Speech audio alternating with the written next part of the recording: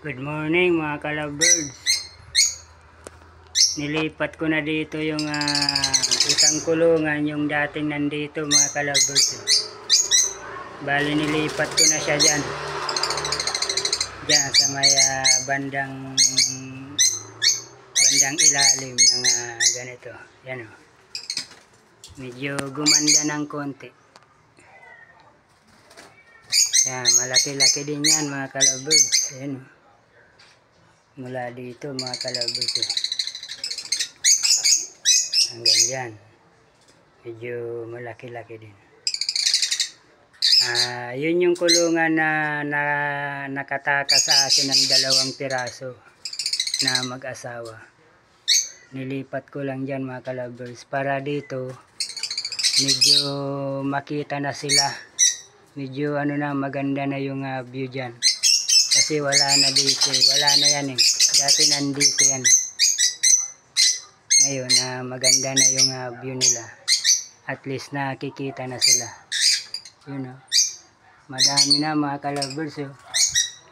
Bali malaki na yung 3 mga ka-lovebirds. Yung nandito mga ka-lovebirds o. Malaki na yung 3. Ayun na yung 2 o. Yan o. Yan yung magkatabi na yan o. Magkapatid yan mga ka-lovebirds. Tapos meron pang isa dito mga ka-lovebirds. Medyo malaki na rin.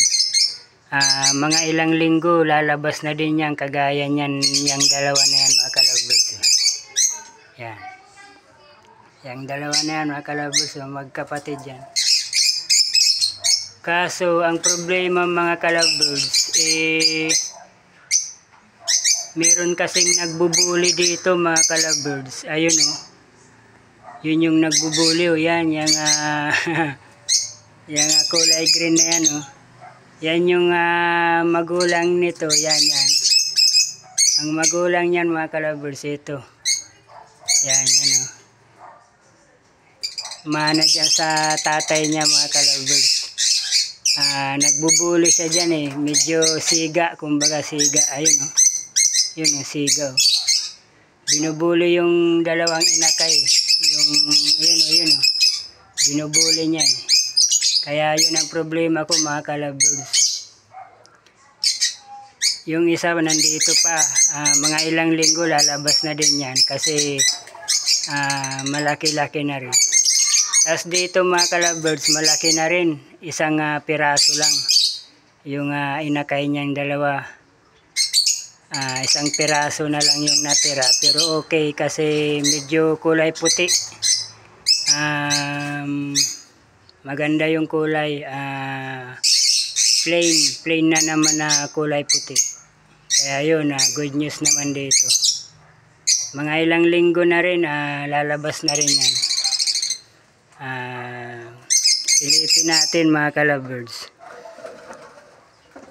Kasi medyo malaki-laki na rin eh. Yun o.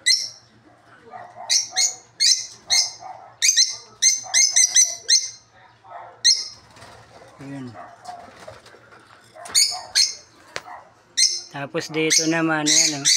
Bale 11 na sila dyan mga ka-lovebirds. 11 na. Pang 11 to itong nandito mga ka-lovebirds. Kasi hindi pa siya lumalabas.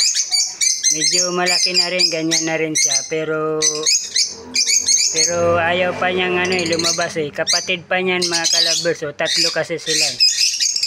3 silang yun yung isa o. Yung sa baba. Yun. Yun. Binubuli siya eh. Binubuli nun eh. Magaling yun magbuli. Ayan o. Yun o. Yan o. Yan o. Nangbubuli. Ihiwalayin ko yan mga ka-lovebirds. Bali pag nahuli ko yan. Bali ilalagay ko na lang dito sa bakante. Sa bakanteng kulungan.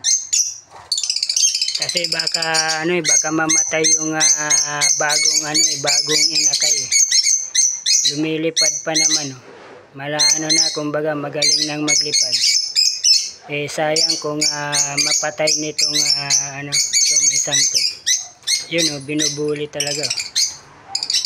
Kaya yun yung update ng aking African lovebirds.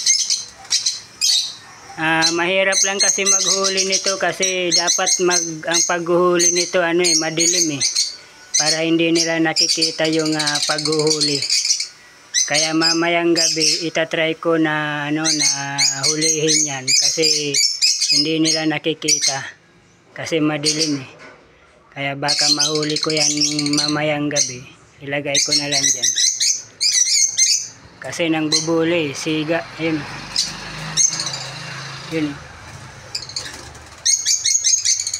Tapos dito nga pala mga ka-lovers, good news kasi may inakay na din dyan.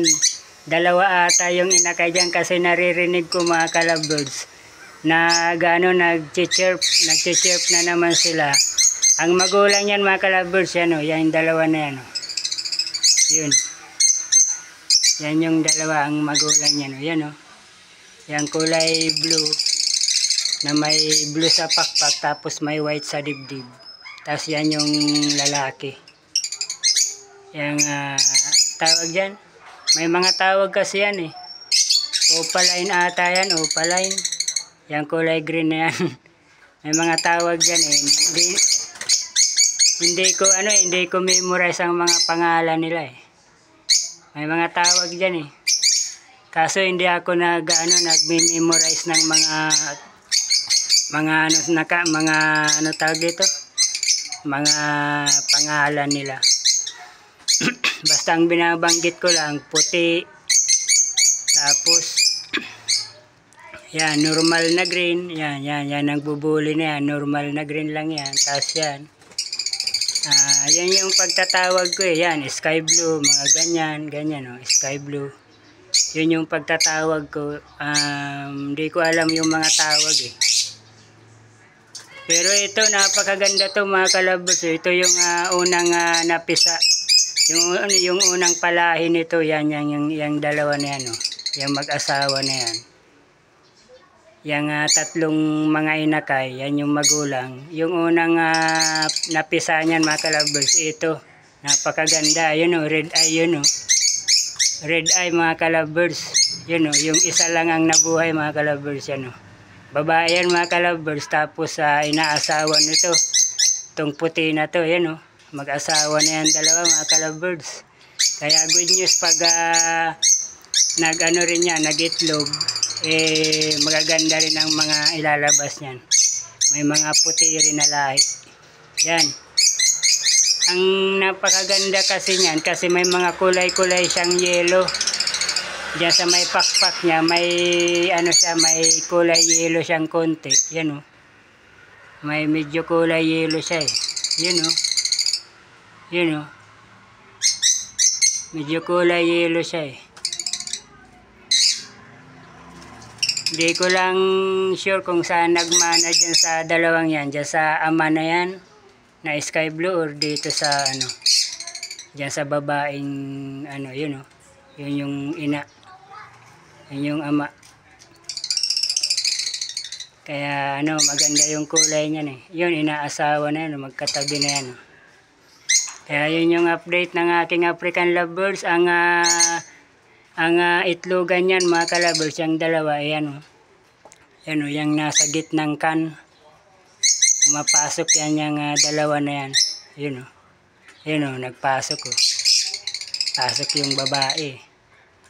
Kaya yan yung update ng aking African lovebirds. Sana mahuli ko to mamayang gabi kasi nang bubuli. Mahirap na mga ka-lovebirds, baka mapatayan tayo ng